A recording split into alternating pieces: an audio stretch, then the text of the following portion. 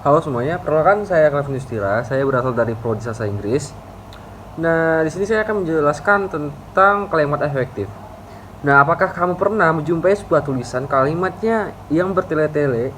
Kemudian setelah membaca tulisan tersebut, kamu malah pusing sendiri dan tidak memahami inti pesan yang ingin disampaikan oleh penulisnya.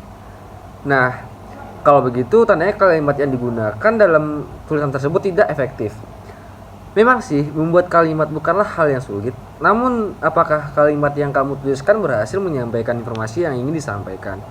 Ada berbagai jenis kalimat yang digunakan untuk menulis sebuah gagasan dalam bahasa Indonesia, yang salah satunya yaitu kalimat efektif yang akan menjadi pembahasan kita kali ini. Apa itu kalimat efektif? Bagaimana caranya agar kita tahu bahwa kalimat tersebut adalah sebuah kalimat efektif? Supaya nggak bingung lagi, mari kita bahas bersama-sama. Pengertian kalimat efektif. Pengertian kalimat efektif adalah kalimat yang dapat mengungkapkan gagasan sesuai dengan yang diharapkan oleh penulis atau pembicara. Suatu kalimat dapat dikatakan efektif jika si penerima pesan dapat menyampaikan kembali gagasan, pesan, perasaan ataupun pemberitahuan sebagaimana yang dimaksud oleh pemberi pesan.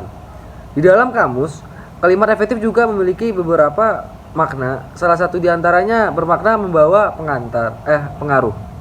Artinya kalimat efektif juga dapat dimaknai sebagai kalimat yang membawa pengaruh, terutama berupa kemudahan bagi pembaca atau pendengar untuk memahami informasi yang disampaikan oleh pemberi pesan. Nah, jadi jenis kalimat ini terdiri dari subjek, predikat, objek, dan keterangan SPOK. Biasanya kalimat efektif digunakan dalam sebuah teks ilmiah seperti makalah, laporan, penelitian, skripsi, tesis, disertasi, dan sejenisnya. Dan ciri-ciri dan syarat kalimat efektif adalah meskipun kalimat efektif terdiri dari SPOK, tidak berarti bahwa wujud kalimatnya harus pendek-pendek. Bisa jadi kalimatnya singkat, tetapi membingungkan, dan bisa jadi kalimat yang panjang, tetapi informasinya mudah dipahami. Untuk itulah, supaya bisa menggunakan kalimat efektif dengan baik, ayo pelajari ciri-ciri serta syarat kalimat efektif. Ciri-ciri kalimat efektif yang tepat memiliki unsur paling penting atau pokok, minimal unsur subjek S dan predikat P. Taat terhadap tata aturan ejaan yang berlaku, menggunakan diksi yang tepat, menggunakan kesepadanan antara struktur bahasa dan jalan pikiran yang logis dan sistematis. Menggunakan kesejajaran bentuk bahasa yang dipakai, lakukan penekanan ide pokok mengacu pada kehematan penggunaan kata, menggunakan variasi struktur kalimat. Syarat-syarat kalimat efektif ada beberapa syarat atau prinsip agar suatu kalimat dapat disebut dengan sebagai kalimat efektif. Dan apa saja syarat-syarat tersebut? Berikut ini 8 syarat-syarat kalimat efektif. Kelogisan, ketegasan, kehematan, ketepatan, kecermatan, kepaduan, kesejajaran, dan kesepadanan. Contoh kalimat efektif.